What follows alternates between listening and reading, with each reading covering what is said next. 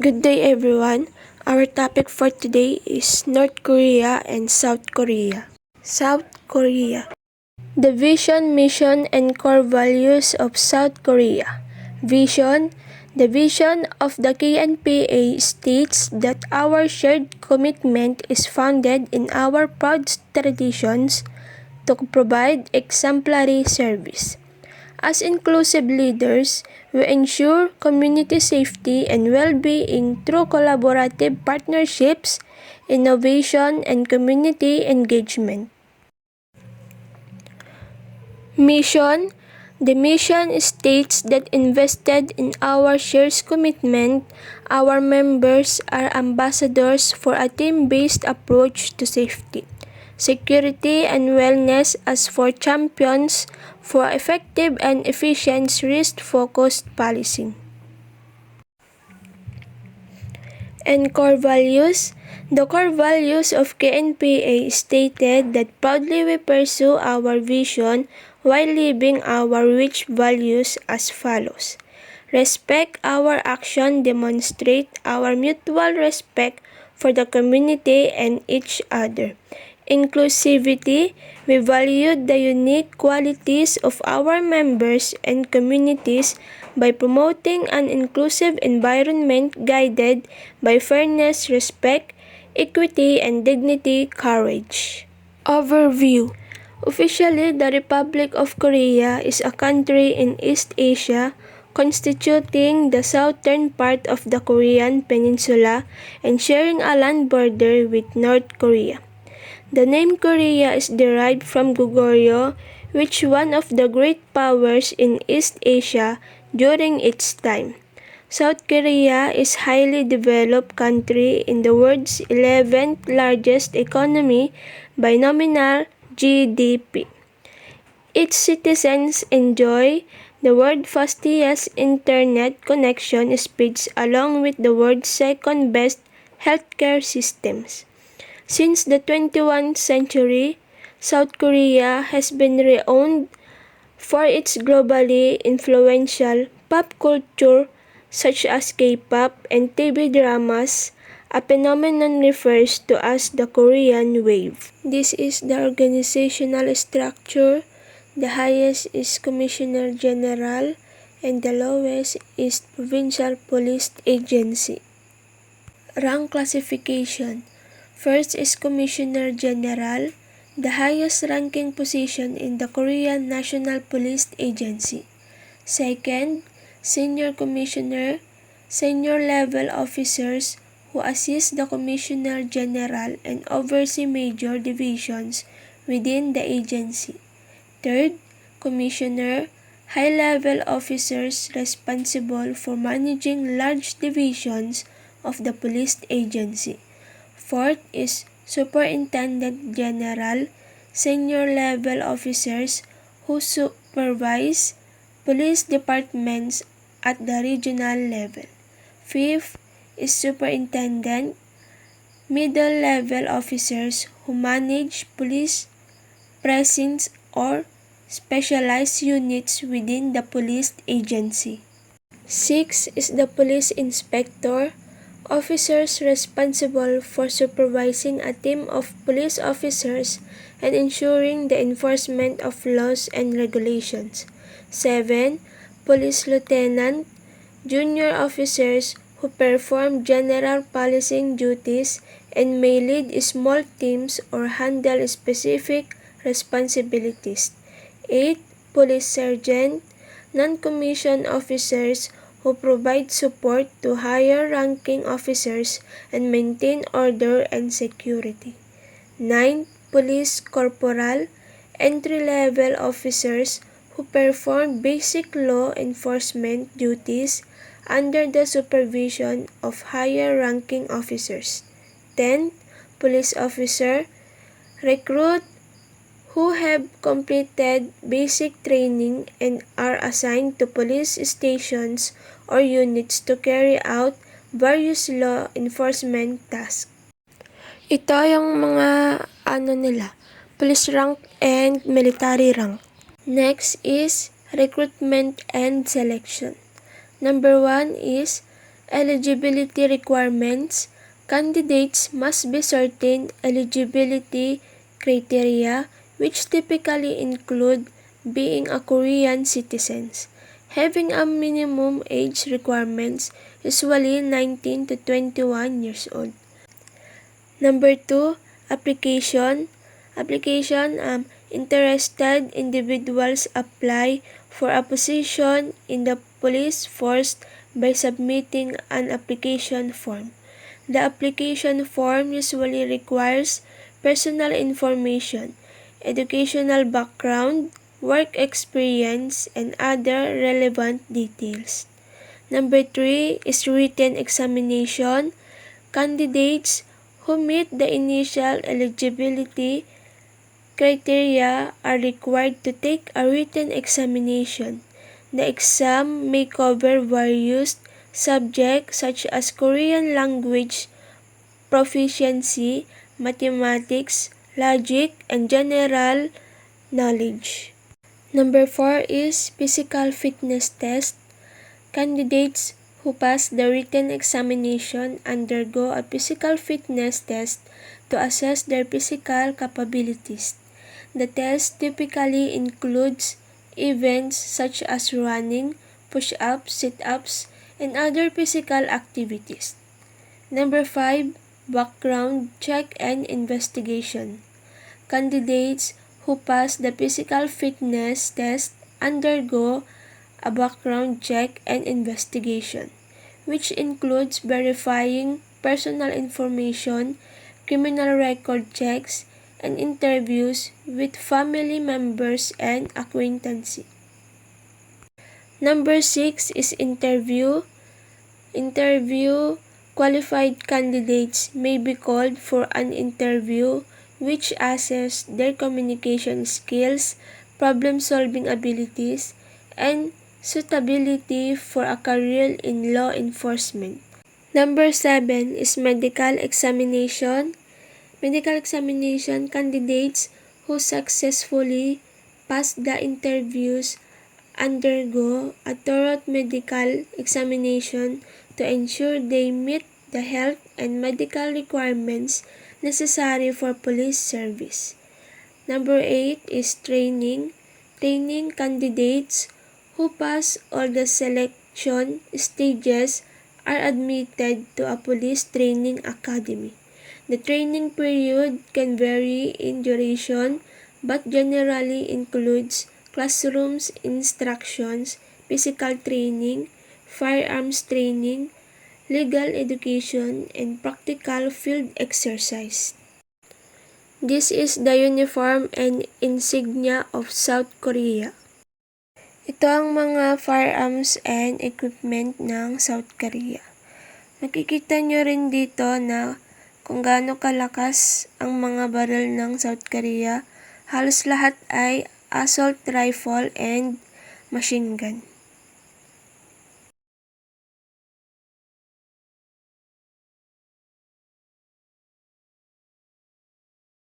Best practices.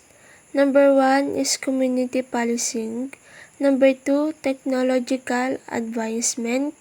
Number 3, specialized units.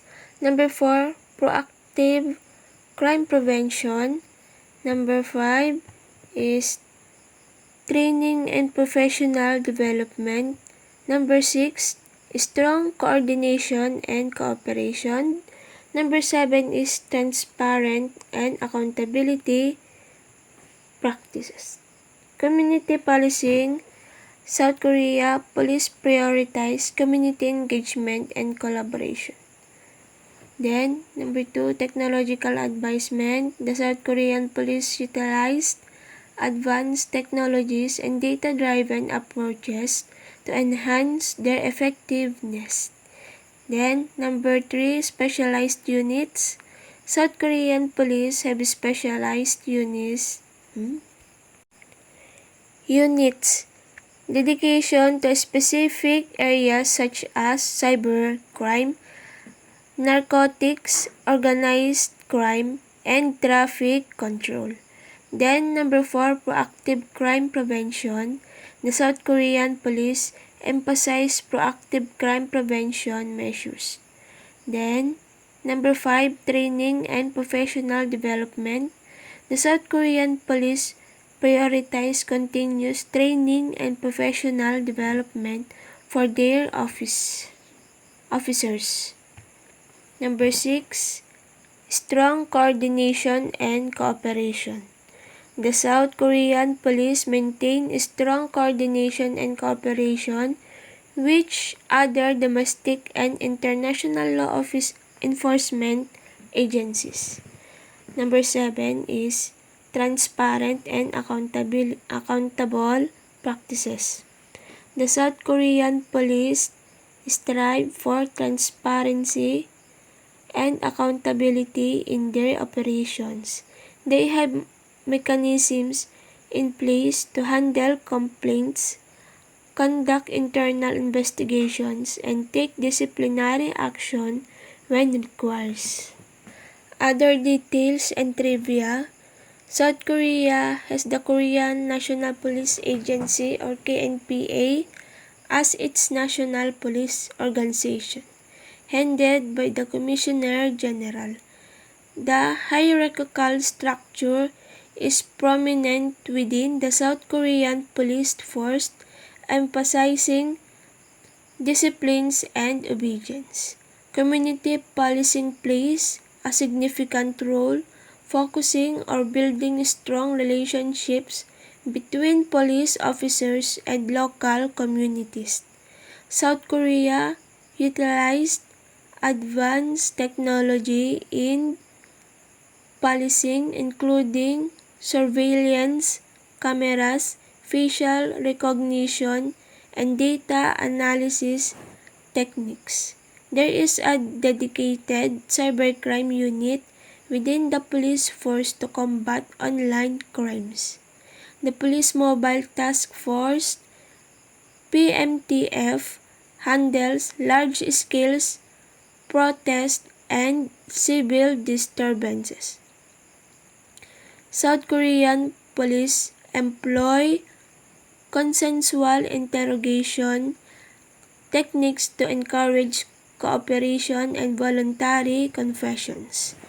Mandatory military service applies to police officers as well, contributing to their training and discipline.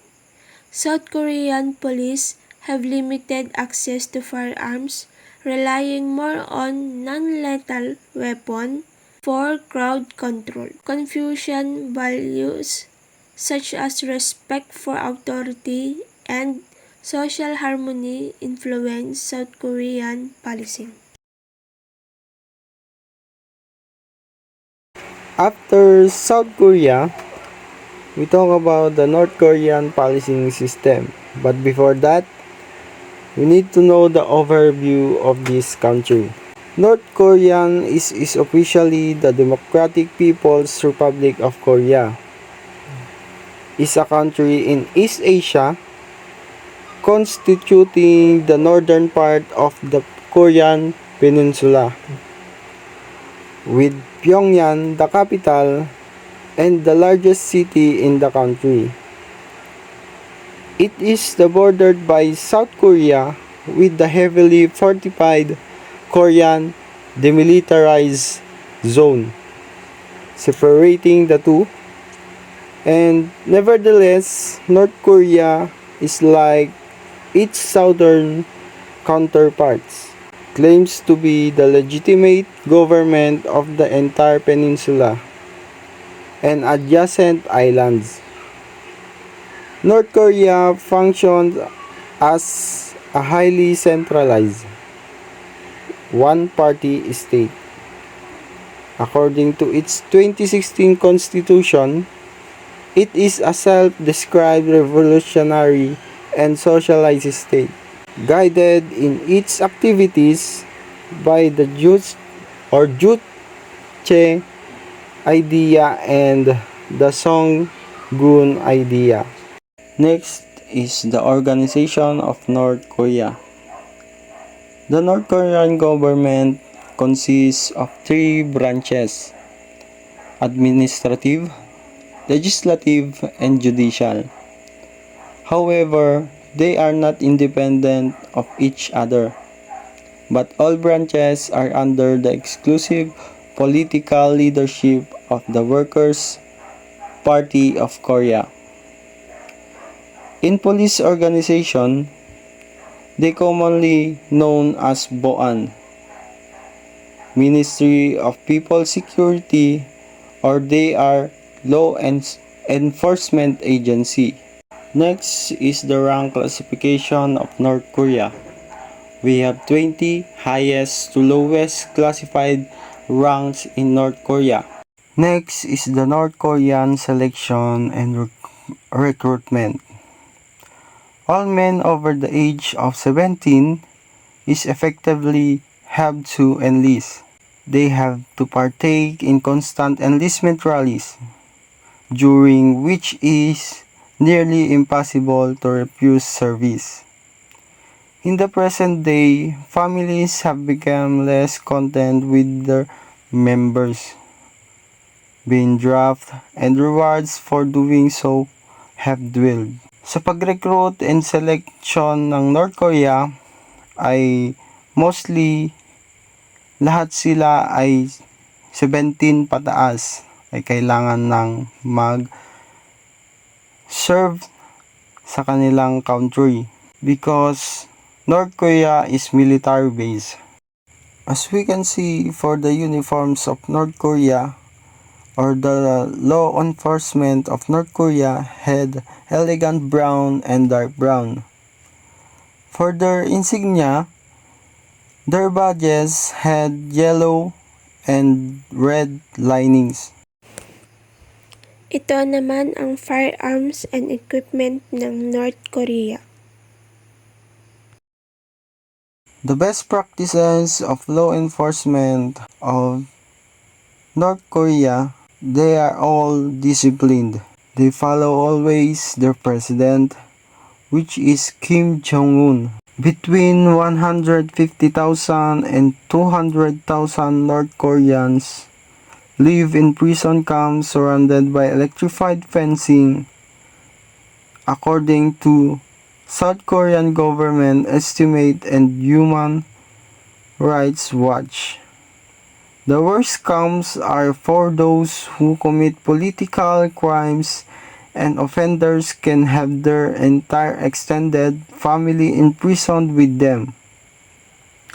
And only military and government officials can own their motor vehicles.